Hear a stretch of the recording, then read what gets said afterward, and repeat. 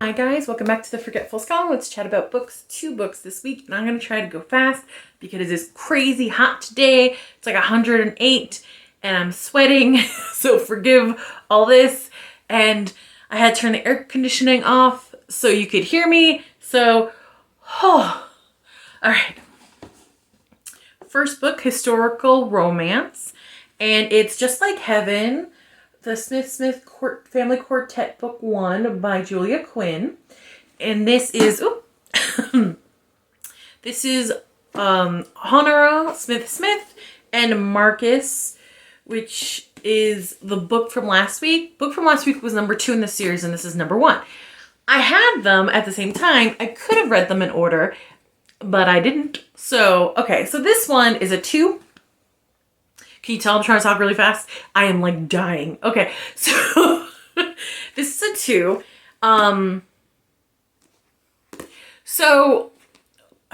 Okay, how do I explain why this is a 2? Let me just do a random synopsis. Okay, general synopsis. Honora is Daniel from the book I read last week's younger sister. She has been, this is like her 3rd season for the ton to find a husband, or 2nd, something like that. She's the youngest of all the Smythe-Smiths. I liked her personality. She was really impulsive. She was cunning. I thought she was a lot of fun because at one point, it backfires, but at one point to get the attention of, I think his name was Charles Bridgerton, she kind of makes this fake mole that she's conveniently going to fall into, and oh no, oh poor damsel in distress. So I thought that was a lot of fun. It backfired on her in a way. Cute doggo. Backfired her in a way, but I thought that was a fun show of what kind of person she was, right?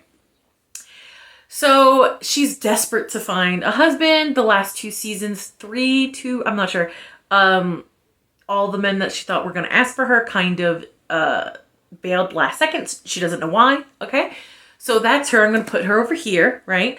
And then there's Marcus over here. So Marcus is Daniel's best friend, and he was there the day of the fateful duel that Daniel got exiled for. I really liked him as well. I like both of their character traits, and I liked him as well too, because what I like about Julia Quinn, she tends to make heroes a little different, a little neurodivergent kind of. So not full tilt, but enough difference. I'm like, hey, we don't really see that in romance. This is a lot of fun. So Marcus is, you know, he has great resting bitch face. That's what I got from this book. He has great resting bitch face because apparently he's filled with like social anxiety, but no one has a clue, right? So for me, this book is lonely. And again, if you're new to my channel, there's sort of like a title I put to these books that are my own that I kind of, like if I look on my bookshelf, that's what they make me think of. And this is lonely because both Honora, wow, that name is horrible. Every time I say it, I think of a cholera. So there's that. Honora and Marcus are both very lonely. So Marcus is the only child of his family. His mother died when he was young, but he was basically raised by servants, and I love the servants in this. But I digress. His father didn't really, was kind of hands off, you know what I mean? And then he passed away. So he grew up with Daniel. He would always go to, when school was out, he would go to the Smythe-Smith. So he grew up basically in the Smythe-Smith family, and he known Honora since she was 6. And he's basically was part of the family, you know what I mean? And then after the fateful duel that ruined like 3 people's lives, he no longer felt like he could go to the Smythe-Smith. So he's very lonely, but Daniel made him swear that he would look out for Honora. So he's been basically scaring off Honora's possible husbands. And the thing of it was, because like most of them are fortune hunters, one of them was described really cruel appetites. I assume sadomasochist, I don't know, because Honora mentioned she didn't really like him because she saw him kick a dog for no reason. So sort of like that. Okay, so what I didn't like. So Julia Quinn is really great with dialogue. I think she has a great style. I like how funny and fun the dialogue flows. You can really tell how close or how separated people are by the dialogue. It's really good. But sometimes it goes for too long. So Hanara's in the quartet with her 3 other cousins, and you can tell they have a great relationship. They have a lot of fun together, but the conversations between the 4 of them, I felt ran on a little too long. Like, if it was a page or 2 shorter every time, then I think it would have been a great flow. But they ran on too long to the point where, like, sometimes I put the book down, like, oh, should I just skip this? I mean, it's funny, but also, like, enough, you know? It was sort of that feeling, like, enough, right? And then one conversation, because Marcus, and also one thing I didn't like is that they don't get down and busy until, like, page 300. Page 300! 300! I'm like, what? I'm sorry, what? That's another reason I didn't like it. And a third reason I didn't like it is Hanara and Marcus, basically the whole book, Marcus is sick and Hanara's taking care of him. Some of those parts I really like, and I'll get into that. But they have this random conversation about her lucky pair of red shoes that her mother doesn't know about. That's just hers. You know, I really like the mom's character and the character development. But again, I'll get to that in a second. You know, and I was like, and then later on, after she performs, she's talking to a different Bridgerton boy, and he gets all jealous, and the shoes are one of the reasons he gets jealous. And I'm like, nah, that's weird. You didn't have to put that in. It felt like Julia Quinn maybe really liked the cover art and put in 2 tiny little scenes that would make the cover art make sense. You know what I mean? So that was unnecessary. So I felt like the timing, the flow was off in this book. I feel like if it was 50 pages less, awesome, fantastic, wonderful. You know what I mean? So those are things I didn't necessarily like. Also, I felt that the 3rd act conflict had no stakes. So the 3rd act conflict, she finds out that Marcus promised her brother to look out for her and that he's been scaring away her suitors. And the thing is, she didn't care about the suitors. So she gets, like, really hurt and upset. And I'm like, okay, but why? Because you've known him since you were 6. This shouldn't really surprise you. Also, she wasn't really angry. It was a weird reaction. And instead of being the Hanara we know through all the book, which is kind of impulsive, blurts out things, especially with Marcus, she doesn't say anything, and all of a sudden she's like turtling and runs away. And I was like, who are you? Because that's not the Hanara we read so far. Like, that was a little weird to me. It felt like the author wanted to change locations, which makes sense because the meat of this book, like 200 pages of this book, 100 to 200 pages, takes place in his sick room. So I'm like, I get that the author wanted to move it to a different location, but that was just a weird, to me, that didn't feel like Hanara. It felt like someone else all of a sudden took her place. You know what I mean? Because she didn't care. If she cared about one of the suitors, like if her heart got broken because of it, I could understand like there being a little more emotional stakes at it. But because none of that happened, because she was like, oh, well, when it came to them, like disappearing on her, like ghosting her, like she didn't really care. So like that was weird. And she's like, oh, I've fallen in love and I'm just a obligation to him. And she runs away. And I was like, that feels very forced. It just felt very forced, you know? I do like that Julia Quinn has characters have things in common. Like they're both very lonely. Because after Daniel has to leave the country, the mother, now we would be like, oh, she's severely depressed. She's like despondent, severely depressed because her husband dies. Then a couple of months later, her son disappears. So she's kind of not in Hanara's life. She's kind of just like a ghost floating around the house. I thought that was really interesting, really fascinating. And I was like, yeah, I could understand that, you know?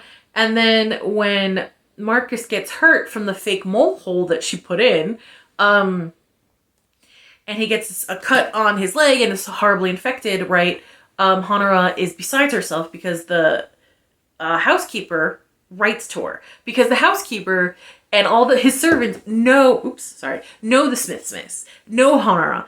And like they treat her like she's part of the family. You know what I mean? Like When the housekeeper is like, oh man, I'm so worried about him, maybe you could come and help because I don't know what to do, she goes right away, right?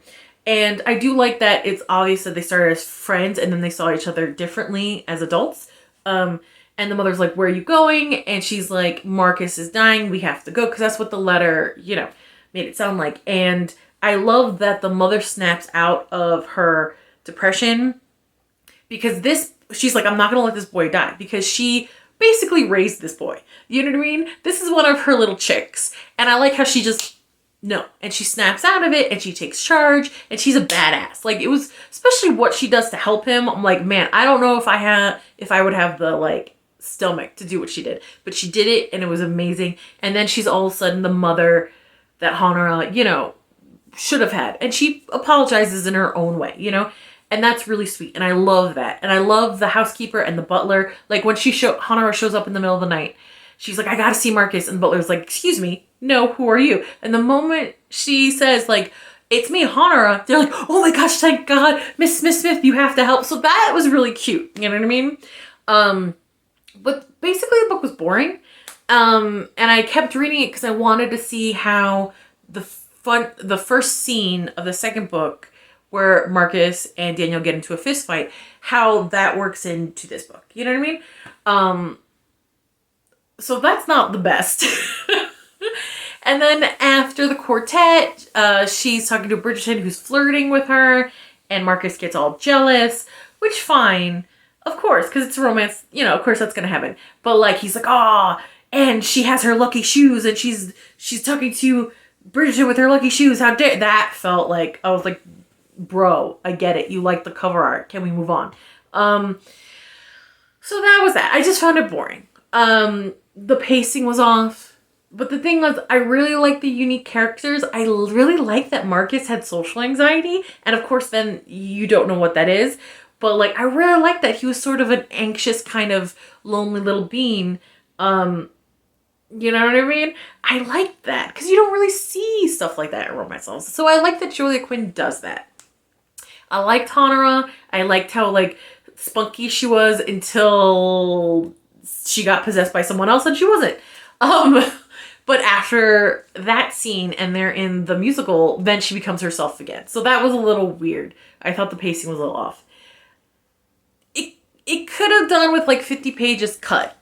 And I think the pacing would have been perfect. I do love her characterizations. Her secondary characters are so adorable to me. I love the mom's progression from like sad to badass, because I feel like, at least in my family, that's very much how it is. Like, all the mothers in my family, you do not mess with them. They are badasses. You know what I mean? So I kind of like that. I like that a lot. I like that Marcus was a little, had social anxiety.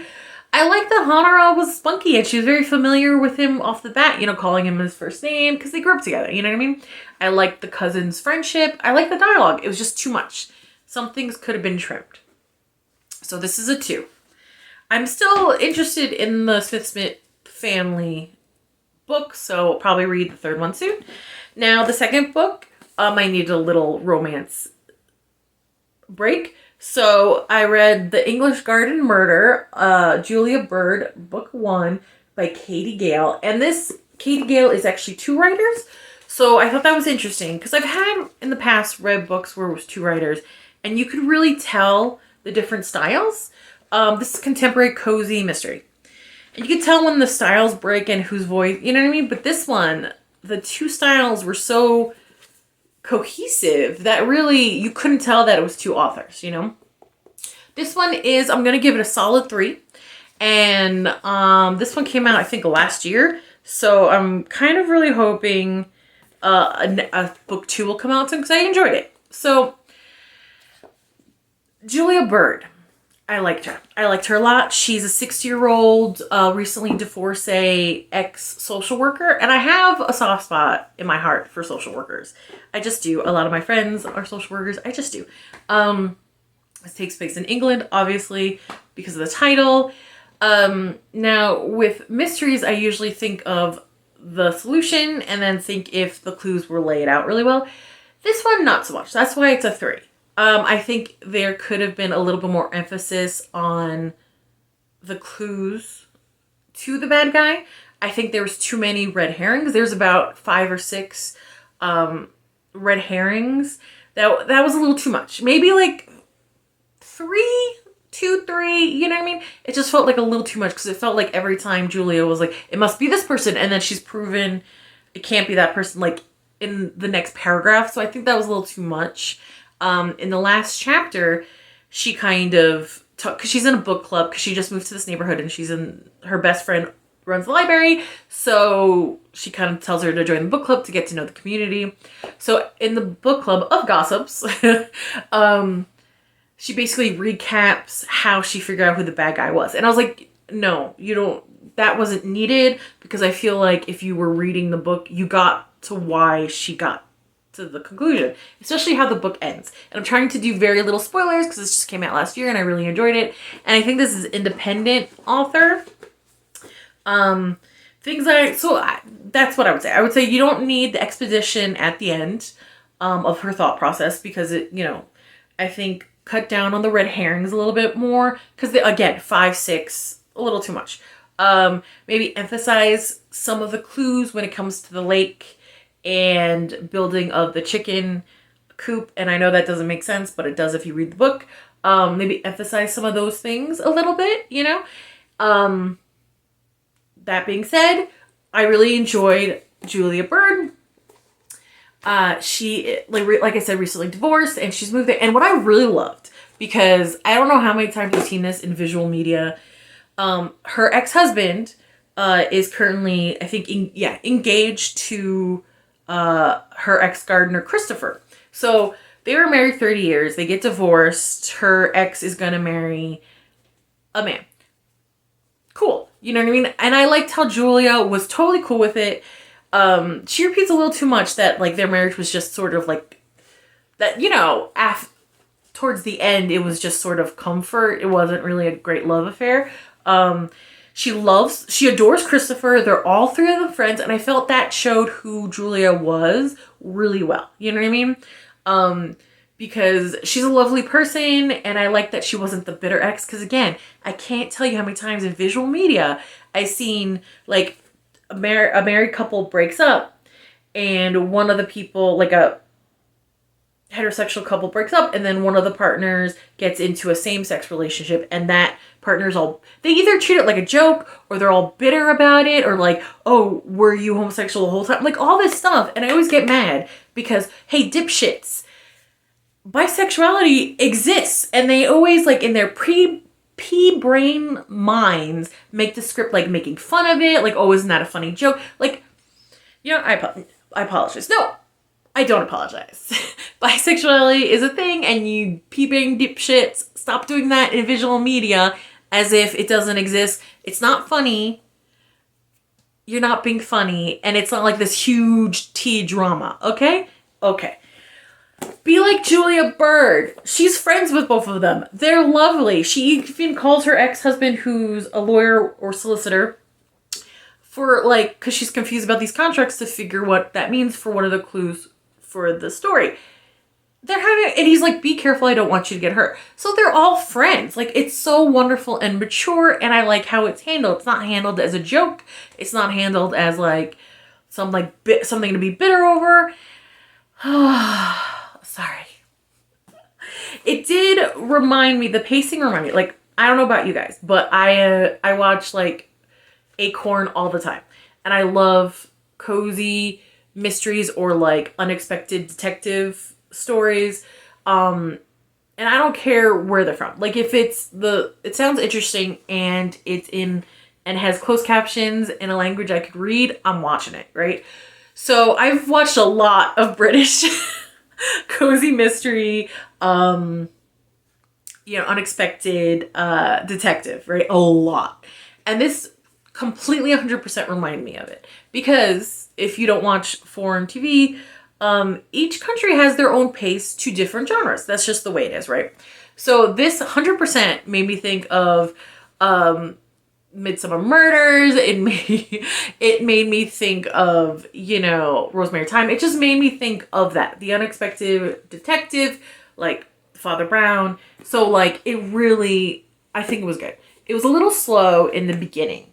It picks up around page 80 where the contemporary murder happens, because the first body's found under the shed that they tear down because she wants chickens. And that was 20 years ago, right? So when the contemporary murder happens, everything picks up like a TV show would. And I was like, man, this could so easily adapt to a British unexpected detective, now like TV show, like in seconds. Like it was that good.